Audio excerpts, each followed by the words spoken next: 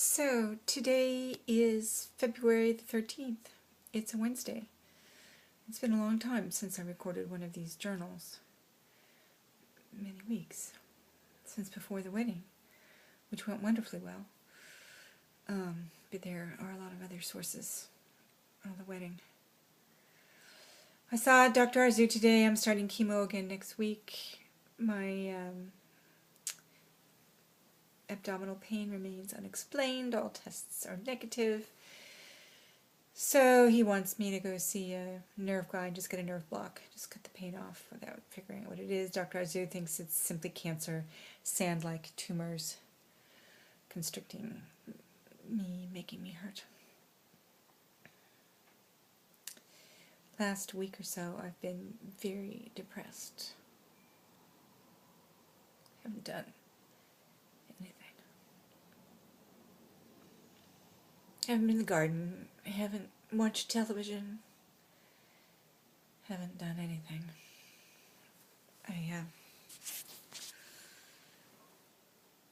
The pain is hard to cope with. It takes it out of me. Yesterday was not that bad. I managed to manage the pain. Yesterday afternoon was great, actually, but today's been hard. This afternoon especially. Dr. Arzu gave me a prescription for a fentanyl patch, which I'm hoping will help. I've been reading up a lot on Scientology. I don't know what got me started. I think it was an advertisement I saw for a book by Lawrence Wright called Clear or Going Clear. I read that, and then I started to devour all kinds of books, about all kinds of books for my Kindle, and been looking at the internet. And I mean, it's 30 years ago that I got out of Scientology, and I was in Scientology for 7 years. And I don't know, maybe 30 years was necessary to get a perspective on why. I did what I did, joined the Sea Organization, signed a billion-year contract. And I read later on, I mean, after Mary Sue left and LRH died, well, after Mary Sue left and the Guardian's office was disbanded, things in terms of discipline started to go downhill. LRH, I heard, was off lines. I mean, he was a deeply disturbed and abusive man, but he was not consistently cruel like DM, David Miscavige, is. And I've read the accounts of other Sea Org members since I left, and the accounts are harrowing, absolutely harrowing, and I totally understand why these people put up with it.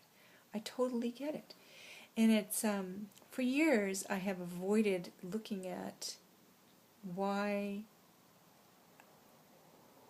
I was in effect brainwashed. It's such a horrible term, such a cliche term, brainwashed. But there are steps, points to tell whether a person has been brainwashed. And, these steps are so spot on. But you don't know it. You think that you have it. You think that you are so right, and that you have this higher purpose. And that's one of the tests of being brainwashed, that everything you do is done for the higher purpose, which is explains why you're willing to sublimate yourself. But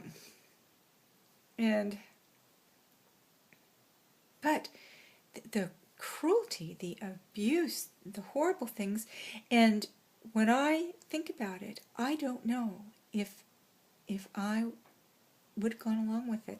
I mean, I know that during my time in the Sea Organization, I dreamt of getting out. I never made practical plans. I never fantasized about how I could pack my car and leave. But I sort of posited a time in my future. Every young person thinks about their future, and all the times I would think about it, it wasn't in a cramped room in the Sea Org.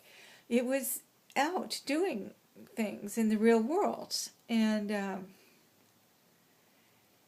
so I don't know how much I would have put up with. I know I was able to get out in that last horrible time when they were doing the screaming confessionals, and I was 8 months pregnant, and I was able to sort of screaming at you the crimes, getting you trying to confess to all of these crimes, and there I was 8 months pregnant, and I fully believed at the time in the Dianetics of the Dianetic technology that unborn children could be hurt, could be harmed by the things that they heard and the upset and distress of the mother. So I mean, even if I hadn't believed in that, the terrible cruelty of ganging up several people in a room and you on a lie detector on the e-meter, being screamed at to confess crimes that were crazy, that I was an FBI infiltrator and I was trying to destroy people, and I was trying to anyway. I constructed a sort of milky contentedness. I wrapped myself in this sort of cloud of sweet, protective, motherly, and I wrapped it around me and the baby. So horrible. And just kind of was able to stay calm and answer the questions and get through the hours and hours of it. And able to leave with Mark and Lauren and the baby. And I don't, that's how I did it. That's how I was able to do it. But they were eager, I think, to see me go. I was never hounded or harassed. I was never given a freeloader debt. I was never declared, and I demanded that Mark come with me. And I think they let me go because I had done all of the legal and corporate. I'd been on that infamous mission corporate category sort out. And I knew all of the corporate structure of the Church of Scientology, not just in the United States, but all around the world. And I knew the fiction of the boards of directors, and I knew all of that. And I had worked with the lawyers and constructing, and that's something I'm not proud of, helping to construct a way that Hubbard and the international church can continue to just rape the local churches for money, and continue to abuse staffs and overwork staffs, especially the Sea Work, without getting in trouble with the law, and setting up a legal structure, saying that you put all the copyrights in one corporation and charge all this money, and that's perfectly legitimate. And we turned pubs into Bridge. I came up with the name Bridge Publications, BPI. It was, well, to be a quote for profit and pay extraordinary royalties on the books and materials. And even though for profit had to pay minimum wage, we managed to take away all the money from the Sea Org members who worked there for room, for board, for counseling services. On paper they got minimum wage.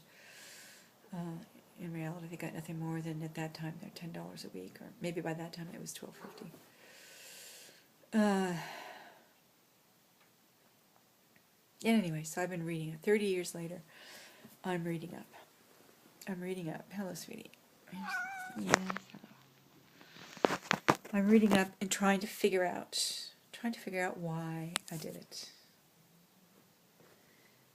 And I haven't quite found the answer yet, but the journey has been interesting. It has been very interesting. Anyway, tonight, hello kitty, sweet girl. Maybe tonight, instead of reading about Scientology, I'll go read about Elizabeth and Mr. Darcy.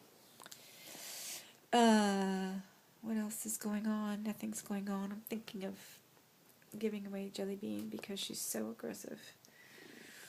she's become, well, she knows I'm pissed off at her.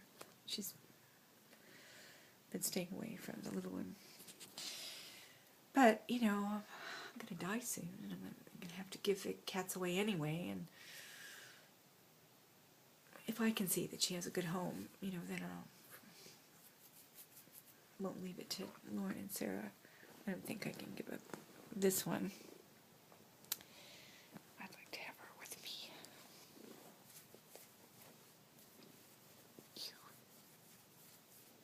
Beautiful girl. Yes. But she's so sweet, so cute, that I don't think it'll be difficult. She doesn't have the same issues that Jellybean does. You know, I have to find a home that has no other, at least female cat. And, because she's just, I don't know what she'd be like with a male cat, but she'd be a terror. I mean, not a terror, I mean, she doesn't, you know, well, she does, because Juicy Fruit screams every now and then, but Juicy Fruit attacks, I mean, Jellybean attacks when I'm off somewhere, but, look at you, you sweet cat.